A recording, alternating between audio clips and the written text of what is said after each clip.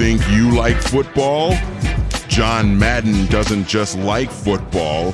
He loves football. You see what he did there? See, he had Brown on the play before where he jacked him up, and then he's going to hit him and take an inside move on him. Charles is like a boxer. Everything he does is to set up the next thing he's going to do. Football! Football! Yeah! You know what he's talking about? Who's that? Charles Haley. That was a Cowboys game. He was I bet he was talking about Charles Haley. He was? Like a boxer, man. He was damn good. Charles Haley was good. He was a mean player. Also, I think, if I'm not mistaken, I think the Cowboys also, or maybe the Niners, maybe both. Didn't both teams have Ken Norton Jr. in the 90s? Yeah, and Charles Haley played for both too, right? Yes, and wasn't Ken Norton Sr. a professional boxer in like the 70s? Ken Norton's dad was, Okay. Ken Norton Sr. was a very good boxer. Yeah. Also, I love that all of these like former, like John Madden, we play the Brian Baldinger, they all sound like they have mashed potatoes in their mouth when they talk about football. Football. Do you remember when you were a kid, the whole thing after Madden became bigger than life as far as football analysis went, the whole thing was to find Madden clones. Matt Millen was in fact, he rose up before he took that godforsaken job with the Lions. He was the number 2 guy on Fox, and he was Madden, sort of Madden light. Yep. And it was like and Baldy was Madden. Like the same type of deal. Tim, he wrote a book. Tim Ryan. Tim Ryan. In that same vein. He was sort of a thinking man's man. But I mean, Matt Millen was John Madden, just younger. He's going to destroy him. He's going to kill him. Matt, calm down. No, he's going to kill him. I want him to kill him. Going to cut his head off and punt it through the uprights. Purple Daily with Mackie Judd. Executive producer Declan Goff is powered and presented by TCL TVs. Enjoy more of what you love with TCL. We're going to this is the first day of 2021 that we are bringing back Purple Positivity Thursdays. And so we're going to answer the question here. If the Vikings are going to contend for a Super Bowl, it will be because blank. And we have an interesting mock draft that just came out, too. So we'll do all that stuff. But, Dex, why don't you tell the audience about how you're going to break 100, it sounds like, for the first time in your golf career. PFF grades, we want 100. That's the ceiling. That's the top grade you can get. I'm trying to get more, underneath 100 as your Judd. Floor. Yeah. I'm trying to get to a legitimate spot here on the golf course. And a lot of people giving crap to my swing. A lot of people think my swing is dog bleep. And you know what? It might be dog bleep, but I know it can only go up from here. I have a ceiling. I've had a Josh Allen rough rookie season. And I'm just blossoming, man. You just got to give me some new clubs. You give me Stephon Diggs, and all of a sudden I'm in the MVP discussion. That's all I'm saying. Stephon Diggs, can he golf? Do we know? Have we ever seen Stephon Diggs? I'm guessing he can. But I did just compare my golf game to Josh Allen. I did just do that. Thanks to my friends at the PGA Tour Superstore. It was the van fitting experience. My guy Ian helped me out. He was a fitting specialist, and he monitored a couple different things. He looked at my clubs. He looked at my combination of club heads and shafts. He put me in the right gear of clubs that I'm going to be using this year. It's the van fitting experience at the PGA Tour Superstore in Minnetonka. Go check it out. Awesome. All right, boys, let's do this here. Okay, let's bring it back. Purple Positivity Thursday here on Purple Daily. And we'll start with Judd Zulgad. Mr. Negative, Judd Zulgad. I'm can never say always looking for the anything bad. positive about the Vikings. We're going to force him to right now. So if the Vikings are to be Super Bowl contenders in 2021, it will be primarily because blank. And so the question is a run, correct? Like it's playoff victories. It is I would say if they're going to get back to legitimately in the hunt. Yep, however you define it, but like the goal here would be you're in the NFC Championship game with a real shot, right? The obvious thing to me is that, and this is not my reason why, but the obvious insinuation too is that the defense rebounds and is really good again. But that's how the team starts. Like that's the fundamental basis of success for this franchise, right or wrong. So to answer the question, if the Vikings are going to be legitimate Super Bowl contenders that can make a run to the Super Bowl in 2021 or the season, it is going to be because the offense is unleashed completely. It is because the offense is going to be fantastic. It is because they have the skill position players to be, and they were showing this, an elite unit, which has a quarterback who has the time to be successful, an outstanding running back, wide receivers who are, at least two of them, who are damn good, a tight end in Irv Smith junior who is developing. It's going to be because they solidify the offensive line and get Cousins the time that he needs, especially on that blind side, and that the offense is going to go from, well, statistically they're good, I mean, look, to no, eye test statistically across the board. This is 2021. And while defense is very important, and I understand that, you become a Super Bowl contender driven in large part by what your offense can or, I guess, can't do. So my answer to your question is everything clicks. And this offense is not only statistically good, Phil Mackey, it's also passes every test of, okay, this is what you wanted. The gloves are off offensively. And if you need a late drive to win a football game, you get that late drive. What about you, Declan? If the Vikings are to be true Super Bowl contenders, it will be primarily because of what? Well, I like Judd's take that the offense finally gets unleashed, which is a good way to look at it. You have absolutely superstars on there. At the same time, You like that? You like that? I absolutely do, Kirkers. But I also think what really makes them push it over the top is these big dogs in the middle, right? You got Devin Tomlinson coming back here. Michael Pierce, who was a media darling. I think we can already crown him like the media good guy going into 2021. He had a great press conference yesterday. I think it's those big dogs in the middle swallowing up holes and finally stopping the run so the teams weren't running right up the gut like they were against the Vikings last year. You know, I know it's not a sexy thing, obviously, but at the same time, they were such a sieve, for the lack of better words, on defense last year. You clog up those guys in the middle, Michael Pierce and Tomlinson, and obviously Danielle Hunter coming back. You don't know what they're going to do with their first-round pick. It could be Kwity Paye or another defensive end monster as well. I think it's that defensive end, honestly, causing havoc on opposing teams' offensive lines. So, all right, and I'll give my answer, and then we can kind of circle back on these things. I think oftentimes it's too easy in these football debates to make it black and white and very binary, right, where it's the defense. No, it's the offense. You win a Super Bowl with a great defense, but no, you win a Super Bowl with this. And well, the reality is you just have to have a lot of great things all over the place. No one ever won a Super Bowl with a great offense and the historically worst defense in the league, right? I mean, otherwise the New Orleans Saints from like 7 years ago would have been winning the Super Bowl all the time. And they had Drew Brees and they had all these amazing players offensively and they had Sean Payton, but they had the worst defense in the league for 3 years. So like, everything needs to be really good to be a Super Bowl contender. But when you look at what really drives like the things that the top teams in the NFL have when you're watching championship weekend and Super Bowl weekend, offense is the leading driving force.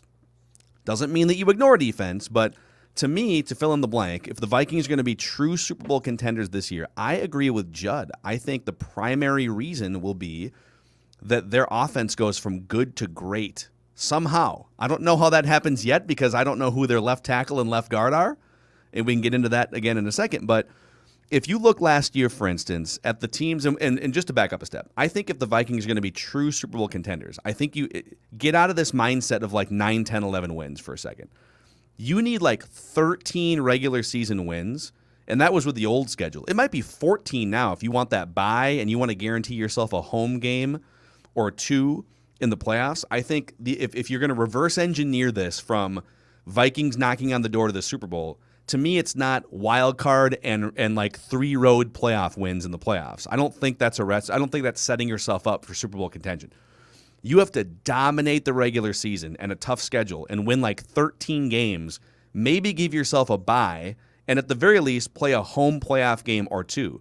And to become a 13-win team, offense needs to be great, not good. And if you look last year, the teams that were the best in the regular season, the Green Bay Packers with 13 wins, and by the way, these are also the teams that were playing the final weekend of the season. The Buffalo Bills had 13 wins, and the Kansas City Chiefs had 14 wins. Those were the 3 best regular season teams. They were all alive and playing on championship weekend, and according to ProFootballOutsiders.com, those teams made up 3 of the top 5 offensive DVOA units in the league. Tampa Bay was also in the 5, and they won the Super Bowl. It's not to say that those teams also didn't have great defensive components, that Tampa Bay didn't have a pass rush and a ferocious front four. Like, those things are true too. But if you want to win 13 games in the regular season, you're not going to do it by grinding out defensive games for 4 months. You're just not. Like your defense is going to suffer some injuries. Your defense is going to suffer a couple lapses here and there where you just give up 30 or 40 points or whatever it is. Yes. A great offense as the driving force is what gets you to 13 wins. And so then the question becomes, all right, well, what do you need from this, from the remaining remnants of free agency and the draft? I think if you draft a franchise left tackle and you sign one more interior offensive lineman, I think you're a lot closer to taking that step offensively, and you have to be more aggressive in the passing game. I can see it, but they've got to get a couple more players in here if they want to take that step. Well, and I think you probably need somebody in your building who's a very important person who sees the vision like we just explained it as well, though. So like your head coach can be like defense, which Mike is, but you need somebody to say, no, actually, here's how it works more. And so you need important people in Egan to value the offensive components as much as we do. And there's no, from the statistical evidence that you just laid out, Phil, there's no reason why it shouldn't be. Now, that does not mean that defense cannot win you a Super Bowl. It can in that game. But as far as what the overall approach to now playing 18 regular season games is and playoffs, it has to be at least skewed towards offense. My concern, though, with the Vikings and the thought process that we're talking about, my concern is I don't even know if the thought process about how the offense should operate is correct. Dalvin Cook's a great player. I love him. I mean, he is a multi-talented running back. He is incredibly valuable. But I don't think giving Dalvin the ball on 3rd and 22 is a great idea, right? So, like, I mean, a 3rd and 22 is like you're not going to get a first down anyways. To me, it's more like the 2nd and 1. Like 2nd and 1, they run the ball. I was trying to be a jackass there by saying that. But 2nd and 1 would be the jackass call. Like, why are you always running on just? But what you need to do is you need to value the skill set that your offense has to utilize it absolutely correctly. And I don't know that they do that yet. And that, to me, like the fundamental discussion of what we're saying, my biggest concern is actually not the players. My biggest concern is the belief of how it should run. And Mike's philosophy on life is, let's eat clock offensively to keep my defensive guys off the field, to keep them fresh so they can be ferocious when they get on the field. And my response is, no, let's go. Offensively, let's go. Let's not worry about time of possession. To me, that strikes me now as an arcane stat. Like time of possession, look at time of possession. I really care more about what the points say than the time of possession says. Yeah, I agree. Like time of possession. I mean, the 1998 Vikings had some games where they were getting out-possessed on a regular basis, but it's because they had a quick strike offense, right? And the Chiefs, sometimes the Chiefs are just, the Chiefs aren't obsessed with controlling the clock. I get it. You don't want your defense to just be like on the field for 45 minutes and sucking air, and but it's ultimately about maximizing your possessions, right? And so I think, just to keep in the theme of purple positivity here, I think the bones with the skill position players and with what Kirk Cousins is good at are there.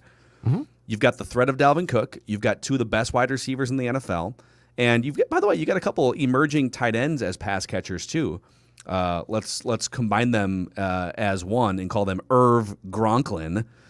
And I just think if you can feel better about the five guys protecting Kirk Cousins through free agency and the draft 1 month from now, you can go from, if you want, you can go from being, let's control the ball and we'll attack as necessary in the second half through the air, which they did a pretty good job of. And they finished fifth in yards per play and fourth in total yards. And so they didn't have a problem chunking yards, especially in the second half. But to being a full throttle offense for 60 minutes and really laying it on in the first quarter and just going for the jugular early and not worrying as much about grinding clock and keeping the defense off the field.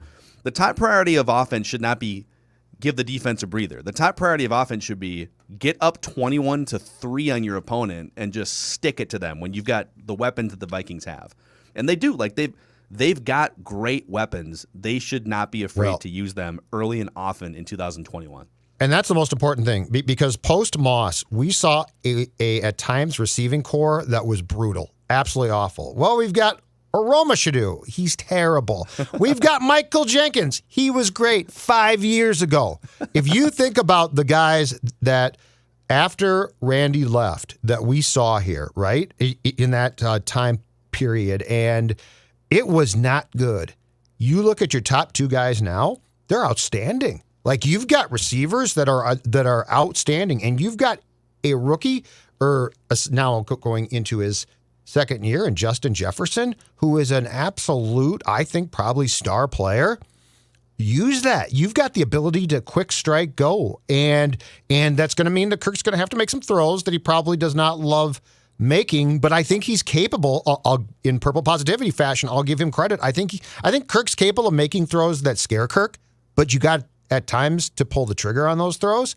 There's a lot here that if they unleash this thing and do it right, I think you could have a quick strike offense that really impresses people. I agree. And the Vikings have kind of proven in their history that you don't necessarily, to have a top great offense, you don't necessarily need to have a Tom Brady or a Russell Wilson. Like, it would be really nice at some point if the Vikings could just find their 10-year in his prime young quarterback, and that would be great.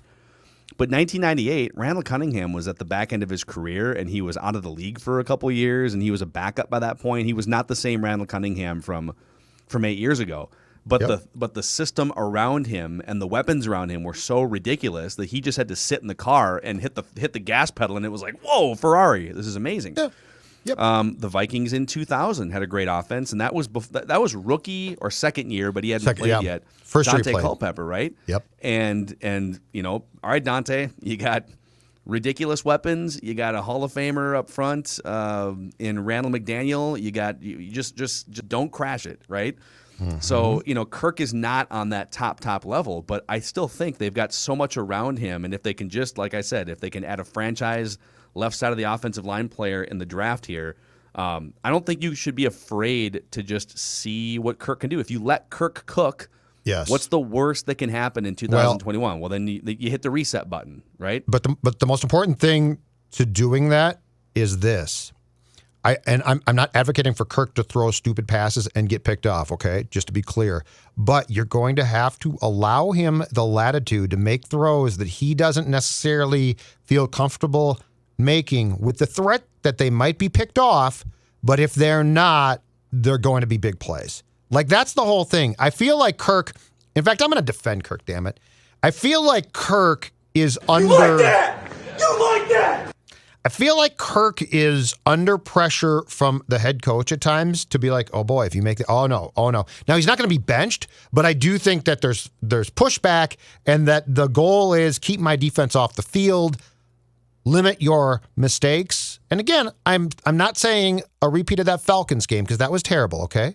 But I am saying if you can get a guy downfield, if you can make some throws to Justin Jefferson or Thielen, you should have the ability to make them.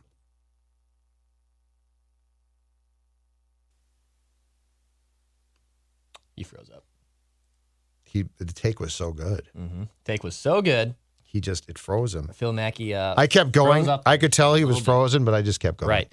No, but I think it's a pretty good point too, because if they can figure out how to be legitimate on offense and pretty much put all their tools in that basket, it's going to be even that much better for them to be legitimate Super Bowl contenders next season. Mm-hmm. And Kirk, if you can let Kirk cook, and that's where.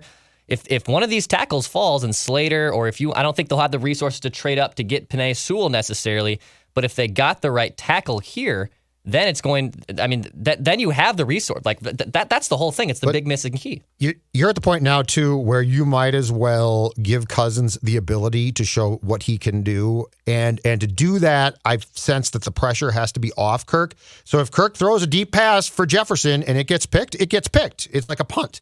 Right. But if you're going to go down the path that the Vikings are going down, I don't think you can have conditions of you are a starting quarterback and you're not going to be benched. But if you screw up... And so but I don't know that Mike has, Dex, the capability of walking that tightrope. Like, I think Mike clearly sees things like Mike does, and sure. I don't know that can be, I don't know that you could tell Mike change your ways now. I think he very much is set in how he wants to do things. Well, let me ask you this, too, because he was so quiet in the first half of the season, and he did get hurt, but then he finally woke up and was the player in the second half. Irv Smith, is he going to be someone that is featured more going forward? And do you think with maybe the departure of Kyle Rudolph, it makes things easier that Kirk, because Kirk loved his security blanket in Kyle, but Kyle's production also dropped off last season. He didn't throw him that much last year. But if he can, if Irv Smith, he is, I think, really the big X factor. We know what Justin Jefferson's a stud. Adam Thielen's still a very good receiver. Dalvin Cook, we know what it is there. I think if Irv Smith enters that basically top 5 tight end, because the tight end is this new thing in the NFL right now. You heard how much I love my guy Kyle Pitts. It's not that new now. Yeah. It's been, it's the hybrid tight end has now been a thing for 10 years. Right. So yes. Here's the question there. See, this all, to me, so much of the discussion, it comes back to coaching and it comes back to offensive scheming. So I don't think that the decision with Kyle was clear that they felt, and they were right, his skills were eroding. And he could definitely block and develop there. Good for him. And so he became more effective in what we would consider to be, Declan, a traditional tight end role. Mm-hmm. But I wanted Irv Smith to be unleashed more last year as well. Yeah. This is the question. Are you willing, because you're paying Dalvin a ton, does not mean it's a great idea to say he has to be the bell cow or focal point of the offense. So to me, this doesn't come back to Kirk. To me, this comes back to Clint Kubiak now and Zimmer. Do you have the wherewithal and the willingness, which is probably the more important word, to unleash things far more? I would like to see Cook catching more passes. Yep. I would certainly like to see more passes across the board, period. Dalvin Cook, as Phil has said repeatedly before, is a threat just by stepping on the field. Exactly. But that also gives you the ability not to use that threat nearly as much as they want to. Mm-hmm. But that's not on Kirk Cousins. That's on play calling. That's on offensive philosophy. And do the Vikings, are they willing to go away from that? Because if they used this offense absolutely in the correct manner and the pass protection improved at all, I think you are sitting on a really, really explosive group of people here. But are you going to do that? And I have my doubts. Yeah. And I think most importantly, too, if it's Clint Kubiak just basically replicating the system that his dad had, and I think that's obviously the fail-safe there. But I just really want to see if Clint Kubiak can not be like his dad and be a pass-first offense and change a little bit, tinker with some things here and there that make the offense that much better. I think your take was so hot. Mackey had to go away, and now I think he's composed himself. Oh, is Mackey? Can he come back? No, I think now he's that's what we call an Irish goodbye, where you just leave without telling anyone. That's what. You know what happened? I knew this was going to take place. The Seahawks got wind of your stunts, and they're tired of the Vikings talk. And John Schneider personally came to your place and found the cords and cut them all. Actually, you know where I was? I got to be totally honest, okay? It's pretty nice out here today, and so I was over at pxgminneapolis.com or pxg.com/Minneapolis looking for some new golf gear. That's where I was. The new Gen 4 clubs have landed. Drivers, fairways, hybrids, irons. These are PXG's flagship clubs. They are great clubs, and you should check them out. Also, if you're more interested in something high performance with PXG technology, a little bit more within reach price-wise, the 0211 golf clubs could be yours at pxg.com/Minneapolis, or just stop in PXG Minneapolis in Southdale Center if you wanna get a head start on golfing season. Boys, we have a Charlie Casserly mock draft. Oh, yeah. I want a mock! A Charlie Casserly mock draft here. So, Judd, what is Charlie Casserly famous for as a GM again? Didn't he help build a Super Bowl team at one point? In Washington, yeah, he did a great job. He did a great job in Washington, and then he was executive in Houston for a while, and I want to say that didn't go as well. But for like the last 5 years, okay, he has been in a neck and neck race. He has been dueling Bill Polian for greatest old white man takes. Bill Polian and Charlie Casserly. But I mean, they're like neck and neck of, this is the way football this is the way football used to be. Let's just say I think both guys aren't into adapting with the times. Well, I guess we'll find out here. Charlie, this is his 2.0. He says after 2 months of revealing, or 2 months after revealing my first mock, quarterbacks are still all the rage. I have 5 franchises taking signal callers in the first round, including a couple trades. So here we go. All right. Trevor Lawrence to Jacksonville. Zach Wilson to the Jets. Before I keep going, I just want to tell people, too, that we have been keeping track on all these mock drafts we're doing, who most often goes to the Vikings, and so far it's a tie between Elijah Vera Tucker, the offensive lineman from USC, at 5, and Christian Barmore, the defensive lineman from Alabama, at 5. Kwity Paye, and he's the edge rusher from Michigan, and Christian Darrisaw, the offensive tackle from Virginia Tech, each have been mocked to the Vikings 3 times, and then it's just a bunch of dudes who've been mocked there once, including one-time Jamar Chase, one-time Rashawn Slater, the tackle from Northwestern. Dex's guy Kyle Pitts got mocked to the Vikings at one point. That was really late, though. My guy. Be kind of shocked if that happened. Yeah, he ain't dropping to 14, Dex. You know that. Mac Jones to the 49ers at 3. Kyle Pitts to the Falcons at 4. Yeah. Penei Sewell to the Bengals at 5. Okay. Jamar Chase to the Dolphins at 6, followed by Devontae Smith to the Lions at 7. So a little run on receivers here. As we go toward the bottom end of the top 10, the Panthers take Rashawn Slater, the offensive tackle from Northwestern. And then Micah Parsons to the Broncos at 9. So if it played out this way to this point, if you're the Vikings, are you thinking, okay, well, trade back? How are you feeling right now? No Justin Fields yet. Yeah, I am. Right now, personally, I'm thinking offensive tackle still. That's what I'm thinking. I'm thinking Justin Fields, Trey Lance here, personally, but let's see how this plays out. Patrick Surtain to the Cowboys at 10. Oh, now we're getting later. Oh, dude, look at this. So this is Kwity Paye this is a free fall for these quarterbacks. Yeah, this is why I said old man. Giants taking Kwity Paye at 11. This is so implausible. So if you're the Patriots right now and you've got 12, 13, 14 in front of you, including the Vikings who have Kirk Cousins, and you're just going to maybe get a quarterback fall in your lap, Eagles take Jalen Waddle at 12. As of right now, we're going to pick 13, and both Trey Lance and Justin Fields are still on the board. This, by the way, and we have looked at a ton of mock drafts, is the worst mock draft I've seen yet. Or maybe he's dialing. Or maybe not. Sometimes when guys get wonky and like it's just like, what? How can that be? I almost feel like they have information. Yeah, I got my assumptions about Charlie. Keep going. Have you guys ever seen that clip where Charlie thinks that they're like, he pulls like a Burt Blyleven and he thought they were pre-recording and he just like freaked out at the producer and they were live? Yes, I did. And that's influencing my thought process on this draft. A little senile. All right, Chargers take Elijah Vera Tucker. Elijah Vera Tucker to the Chargers. So you're the Vikings right now, and you could take Christian Darrisaw.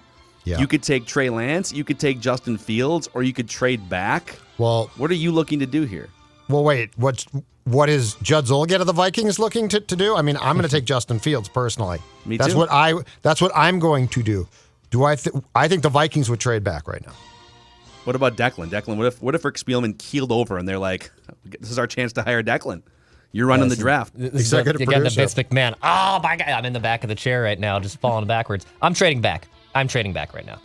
Like Vera Tucker's gone. Slater's gone too, right? But how about Justin Fields? You wouldn't take Justin Fields? No, I don't think so. Someone else is going to give me a haul and get more picks. I think I'm trading back, dudes. We asked. Washington would definitely be interested in trading up here. Oh, yeah. New England. And they might take... speaking of, Washington, and I have not seen this. You guys maybe have. So Washington trades up to get Trey Lance with the Minnesota Vikings here. And so we'll keep sneaking down here. So there's no trade, though. Wow. So Justin Fields free falling here. Yeah, this is where, No, Washington traded up. What do you mean? No, I said, but I want the terms of the trade. Like, did the Vikings get... They unfortunately the don't first and 2 second, like he just made the trade. They're moving up 5 spots to take a quarterback. They 100% they either gave you their second round pick this year, or their first round pick next year. I bet. I want Charlie to tell me what he thinks they got. Listen, like Charlie, he did this for a long time, Charlie. Yeah, he didn't. No. Charlie doesn't have time for your Yeah, he doesn't have time for your wishes and needs. Yeah. J.C. Horn to the Patriots, so they pass on Fields. The Cardinals pass on Fields and take Caleb Farley. It gets worse. Tevin Jenkins to the Raiders. Wait till you see the team that passes on Fields. Dolphins. I've seen this part. Wait till you see who passes on Fields. And the Vikings at 19 still get Christian Darrisaw, All right. the offensive like tackle this. from Virginia Tech. I like this. It's implausible. Keep going. Is it, though? Greg Newsome? Look at this one. No, stop. Go back a little bit. The Bears. Just a little bit. Look who just passed on Justin Fields. The Bears, you're saying. The Bears. Yeah, the Bears. Yeah. Yeah? You think the Bears would pass on Justin Fields? Yes. What do you mean? They have Andy Dalton now. I don't know. Exactly. They're the Red Rocket. You think he's better than Andy Dalton? Yeah, come on, dude. They're gonna. Put respect on the name. They've got a chance to end the ineptitude. Dude, the Red Rifles anyway, coming for this us. You're talking about. This is unbelievable. Bears don't need quarterbacks. No. Well, I'm just going to keep. I want to know. Did he forget that Justin Fields was in the draft? So Randy? That's my no. Oh, there you go. Yeah, Wow, he falls no, to that's not 24? happening. No. Wow. I love this. I think he might be onto something. There's a chance Justin Fields could be the Aaron Rodgers of the 2021 draft. So there it is. There is your Charlie Casserly actually ticked off right now. Draft. That's amazing. I want a mock. I'm mad. I'm mad right now. All right, I'll pull this off the screen so you don't have to look at it anymore. Okay. Charlie Casserly. You know what? It is so Bill Polian. If the Vikings could trade back, get an additional second-round pick, and still get Christian Darrisaw at 19, Yeah, that's a win. Freaking Vo. That's I would always wonder about them maybe passing on a franchise. But would you pass on Justin Fields at 19 as well? Like, I mean, I don't think that to me has no chance of happening. But I mean, he then has them basically passing on Justin Fields twice and Trey Lance once. I don't think I'm not going to pass on Justin Fields personally. I don't know. I just craziness. Interesting. Crazy. All right. Well, this won't be an Irish goodbye. This will be a real goodbye here. Yeah, we missed you. We missed you while you were gone. Actually, that Irish goodbye was powered by Federated Mutual Insurance Company. If you're a business owner out there and you're looking to, I don't know, sleep better at night, if you're looking for risk management tools, it helps tremendously to have an insurance company like Federated with over 100 years of experience giving you that peace of mind as you navigate the challenges of running a business. They've been around for so long. They are so respected, so trusted. You can find out if Federated is right for your business by going to federatedinsurance.com. Talk to your local representative. And remember, at Federated, it's our business to protect yours. All right, that was a midweek mock edition and a Purple Positivity Thursday on Purple Daily here. Boys, 4-question Friday and comments from YouTube coming up in the next couple of days. And we are now 2 weeks away from day one of the NFL draft. It will be my Michael Jordan flu game because I get the second Pfizer shot the day before. Yes. They schedule it for you, boys, and I'm going to grind through like Michael Jordan in the NBA Finals if needed. It's going to be amazing. And Judd's going to be my Scottie Pippen. He's going to just be carrying me. Didn't you tell them? Didn't you tell them? Steve Kerr hitting the game Don't winner. you know who I am? I can't have that Pfizer shot that day. I am the host. Yes. The daily entertainment platform that is Purple Daily. If you get there for your second shot and Pete Carroll is the guy giving the shot, I would leave. And I would bend over. You can put it on the right cheek. Whoa. Whoa! Save that for comments. All right. See you guys. We'll see you guys tomorrow on Purple Daily.